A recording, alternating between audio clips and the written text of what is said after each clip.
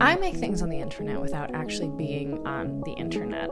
Let me explain. I have no social media presence. I don't use Instagram. I don't use TikTok. I've talked about this in a couple of videos before. Yes, you can argue that YouTube is a social media, but I am currently not on anything that's so mainstream and feels like everybody's filtering in their information that way. So how do I exist and create online without having what I consider to be pretty useful tools in understanding the general zeitgeist and the mindset of a lot of the people who might be watching my channel? Today, I'm going to be talking about how I create online, how I'm inspired online, what tools I use. This is going to be a pretty personal video. I'm going to get into a lot of topics that I haven't really explored in a lot of videos, but it also feels like exactly the video that I want to be making right now because my mind needs this rest. I do also think not having a presence on social media gives me a little bit of a voice to show how I navigate the internet world. And I think as people are getting increasingly upset with how their algorithms are pushing things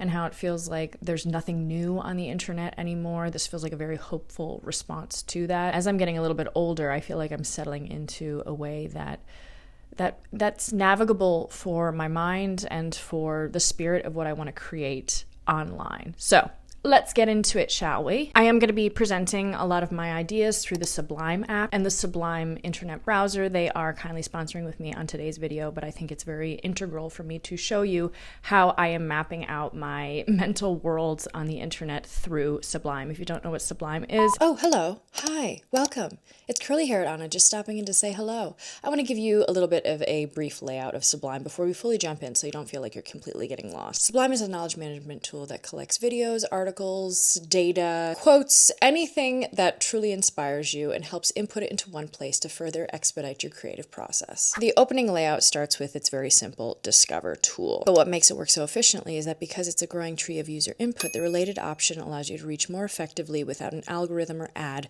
pulling you in, forcing you onto some tangent that you had no desire to go down. It's very much rooted in relating ideas back to what you want to make. And with this related option, because everything is so seamless, you can just click and add it to collections that will help collect all of these ideas that you've already fostered within the Sublime database. I have a whole array of collections, music, interior design. I've just started because I've gotten onto those related articles. It's just much more of this branching ecosystem into fostering ideas. And how many times have you been scrolling on the internet and you found something and said, oh, I'll go back to that? Well, with Sublime, you're able to just find parts of an article that you like or click on an article that you like, add it to a collection that is already existing in your Sublime collection base, and you're able to reference it later. I find that it is kind of like a one-stop shop for me. Feels like it is instrumental in me avoiding going on these places that I otherwise might get a little lost in. It really does feel like it's a cheat code for the internet working for me as opposed to me working for the internet. And I've created this meaningful online relationship with people who are already in Sublime. And say that I really don't even know where to begin. I can just search on their search bar and it will bring up prompts and ideas and articles and supplemental information that will just augment my understanding of where I'm trying to go. It doesn't feel like I'm really trying to coax AI or coax Google or coax any other search engine to try to give me what I'm looking for. These feel like substantial ideas that are already created, and it's just further adding to building out a canvas that I want to map out my ideas. And the canvas is what we will get into right now because it's kind of how I structured the video, and you will see what I've added on there and what makes it a really resourceful way that I can visualize all of these things that I've collected. Now it's back to Anna. Present day Anna. So I'm going to start with my canvas, which is basically this infinite space of just continually extrapolating on ideas that you have. So for example, the thesis of today's video is how I create as someone online with no major social media. So let's get into what I've written here. The idea of this video actually began because I have been watching American Beauty. And then I told my boss to go himself, and then I blackmailed him for almost $60,000. Pass the asparagus. Your father seems to think this kind of behavior is something to be proud of. And your mother seems to prefer that I go through life like a prisoner while she keeps my in a mason jar under the sink. How dare you speak to me that way in front of her? And I marvel that you can be so contemptuous. So I wasn't able to find the exact scene that I want to talk about, but this is the lead up, the argument scene that is happening. And there's something after. There's the character of Thora Birch, who plays the daughter in this very dysfunctional American family. They have this argument over asparagus. The husband in this he's just quit his job. He's incredibly unsatisfied. He's going through this midlife crisis. But the daughter is really the one who's feeling the repercussions of this family's dynamic. She goes into her room and she's sitting there. And to me, it was this unbelievable just explosion of ideas that I had, because I was looking at her and she wasn't there with a phone.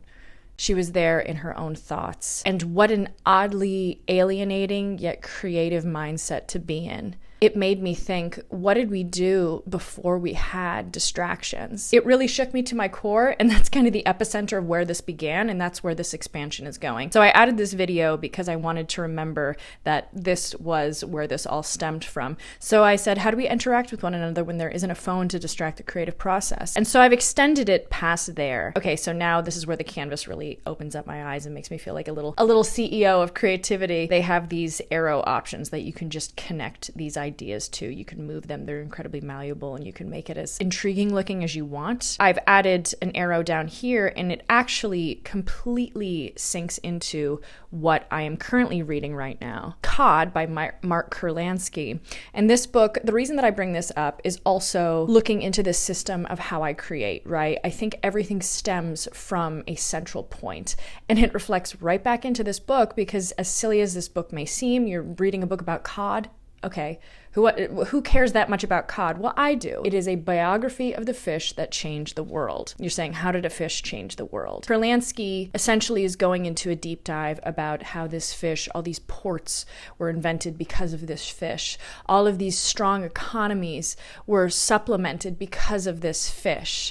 And this also ties into the most minute and trivial things sometimes have the greatest impact on the world. And this feels so in vein with how I look at creating, how I look at creating a little system of comprehension for myself on the internet. I think so many of these viral ideas, so many of these viral essays, so many of these things that have attracted people blossom from just a very, very small idea. And this is where this extrapolation idea works so well for me. Let's go into what else I've talked about here. These are just some personal things, how I was feeling in the moment.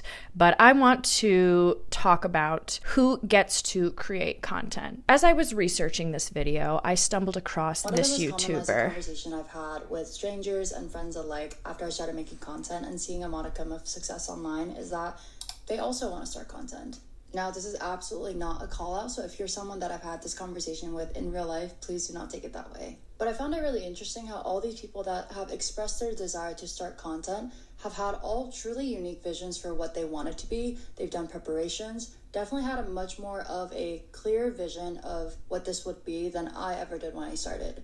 And of course, when I'm hearing this in conversation, I'm giving advice, I'm giving my thoughts, what I've learned, the equipment that I use, just any kind of advice that I would have wanted to learn before I had started. But despite it all, the enthusiasm that I can literally see and feel when talking to this person, no one has started. Not a single person that I've talked to have started. My family comes from a line of house painters, right?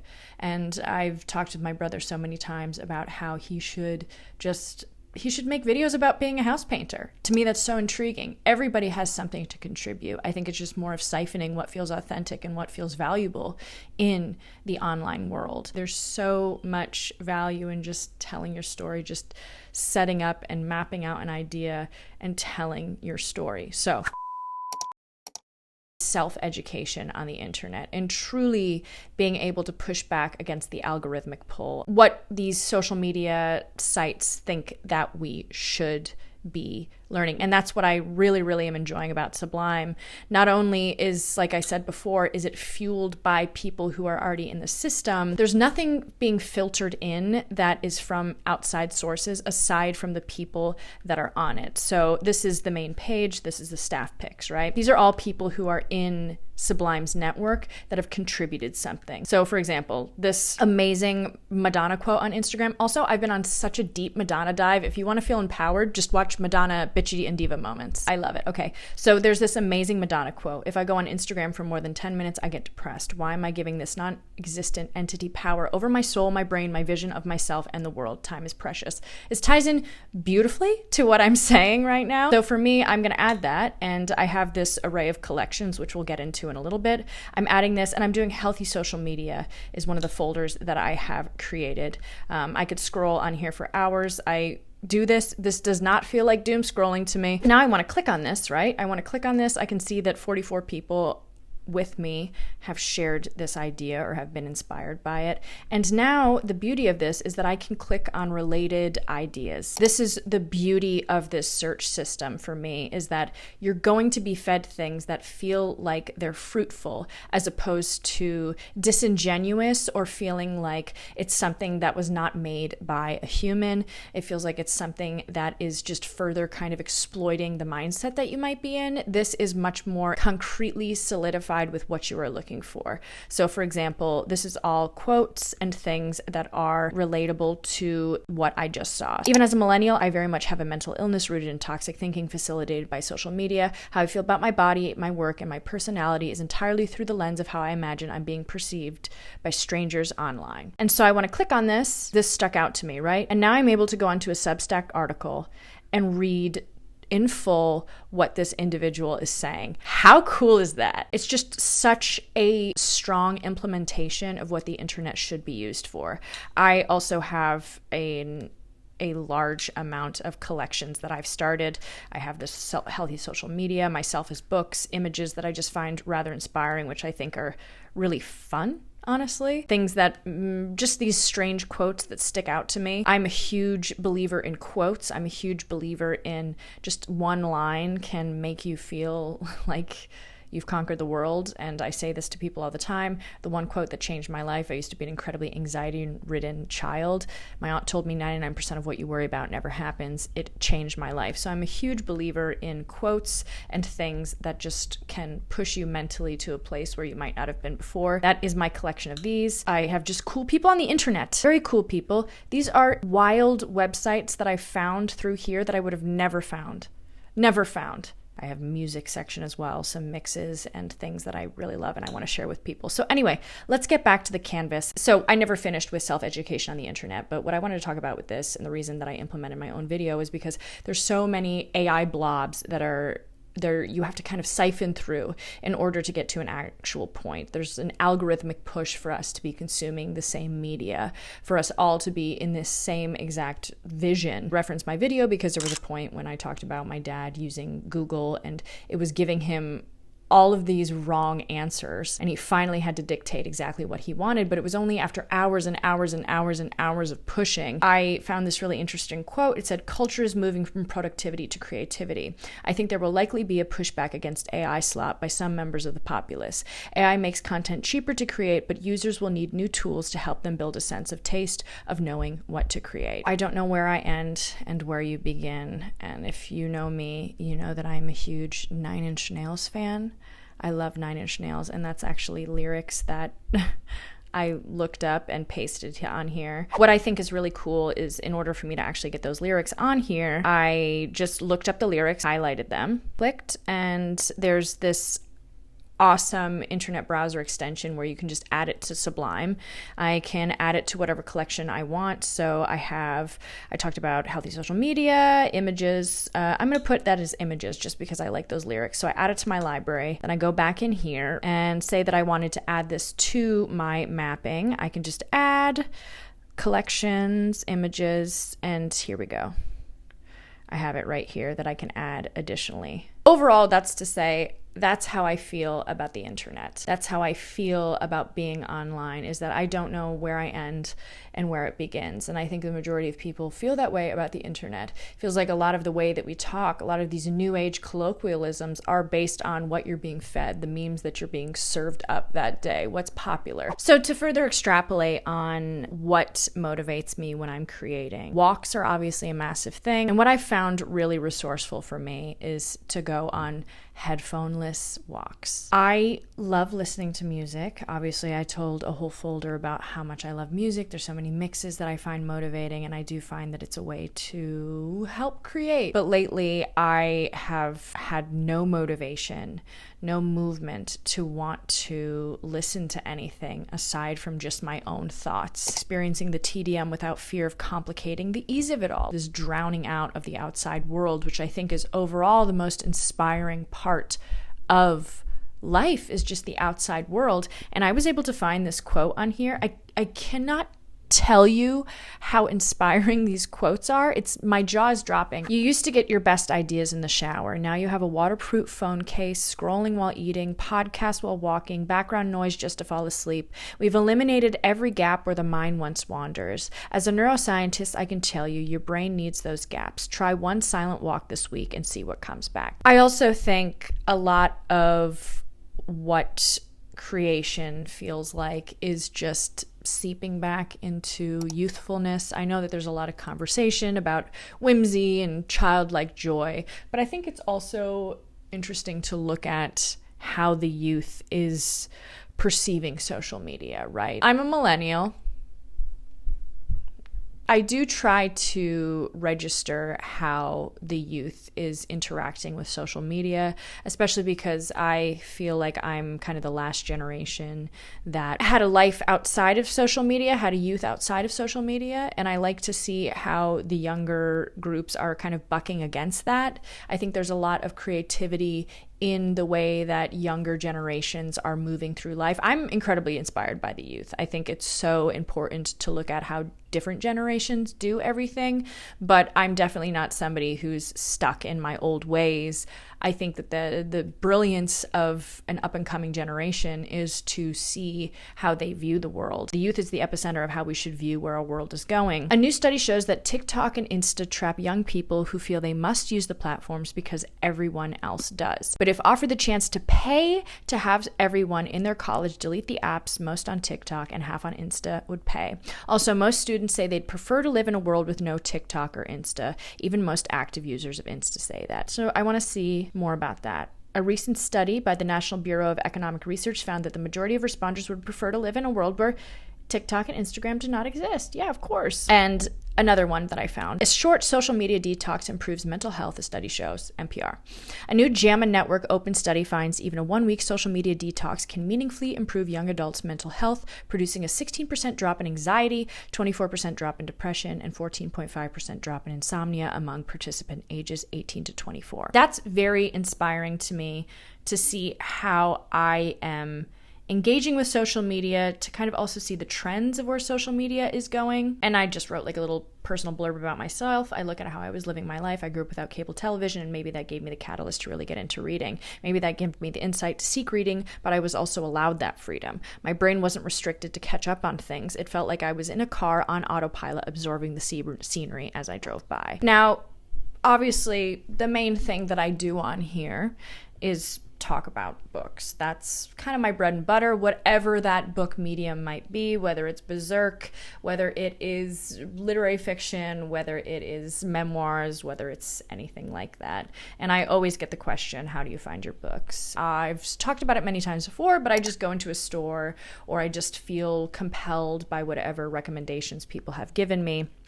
But I do think, obviously, on YouTube, I'm giving recommendations, so that is a very valuable source for people to be inspired to want to create their own little library, and hopefully they're taking my recommendations and loving them. For example, I'm incredibly inspired by visually appealing books.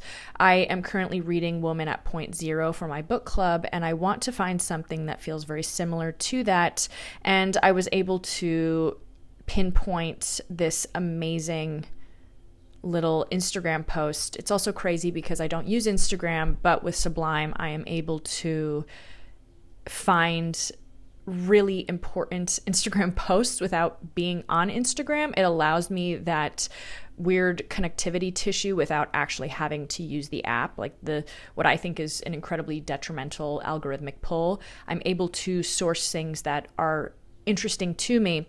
So I was able to find 100 feminist books you should read before you die, and just this little, it's giving me exactly what I want to be reading. I'm able to then find related ideas that work so well for me. Does the internet help dictate what we should read through communal response, or are we still driving our own attractions? And I think we are. I think if you are able to see through what is just like a mass push for something, you can foster what you really want. You can sift through and find what really works best for you. Maybe my most personal take on the internet, because I move in a world where I am online. I obviously make videos online. I have a percentage of my life online, but I'm really not online. I made my video a couple of months ago talking about getting back on Instagram and seeing how the world is moving without me. What does it feel like to move in a world online? I have this little mentality that I've made. There's a subway station in Long Island City, and it's Court Square Station, and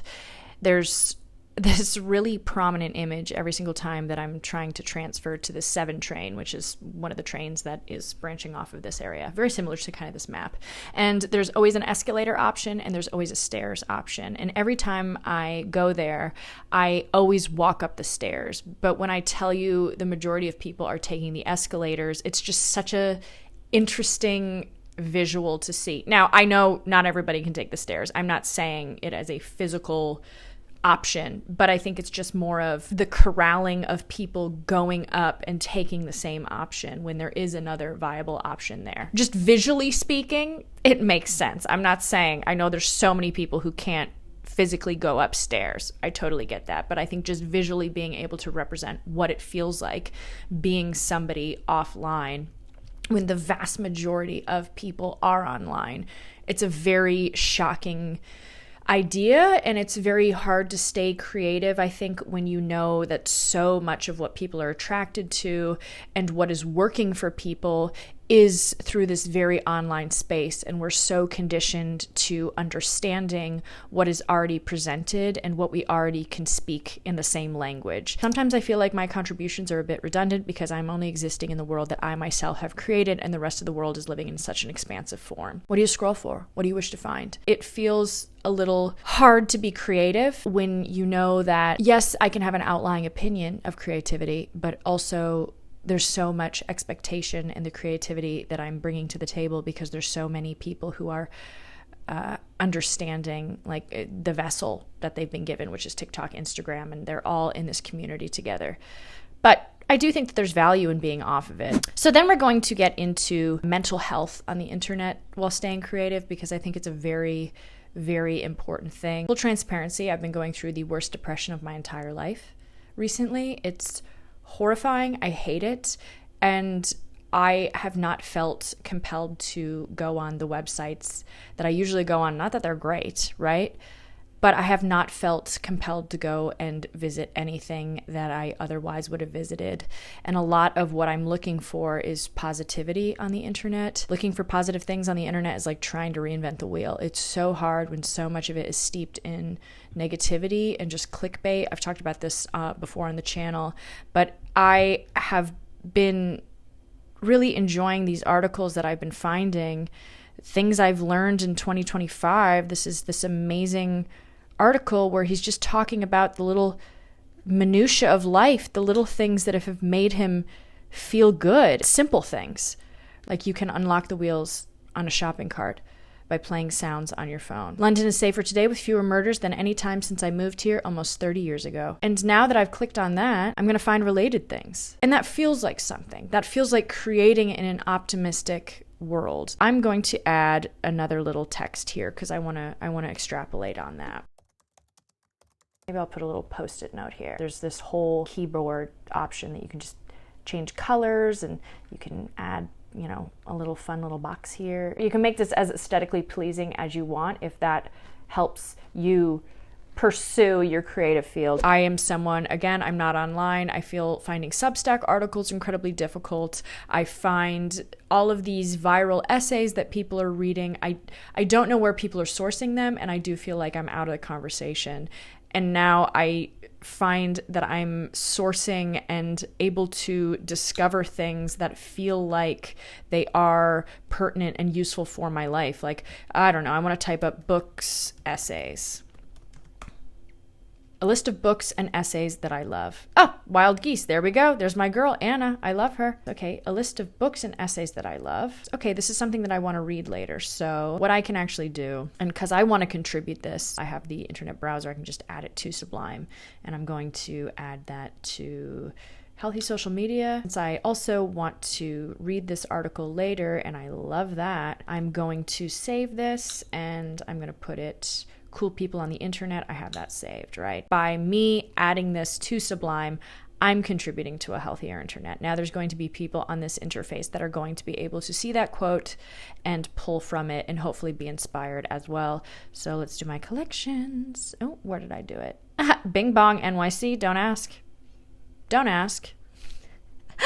Let's see. I'm gonna do cool people on the internet where I have collections. So I'm right here. And I'm also gonna add Madonna on there. And so my end goal, my creativity, what I find inspiring on the internet is contributing to the internet, fostering a mentality of connectivity as opposed to alienation. And I feel like a lot of what really gets me down and what almost kind of spurs and creates this creativity within me is staying consistently in the worldview of the apps and ideas we already know. And I think pushing myself outside of being comfortable with that is helping me stay creative and further pushing this narrative of expanding and using the internet in a really resourceful and light way as opposed to a negative way. A lot of what I experience online and what we just knowing that we can do more online, it feels like running an air conditioner in a room that nobody will occupy. It feels like I have this incredible resource of the internet, but I'm not using it. I'm just letting it run and nobody's there. I just want to have an optimistic outlook on the internet. I want to feel optimistic about what I can find on the internet.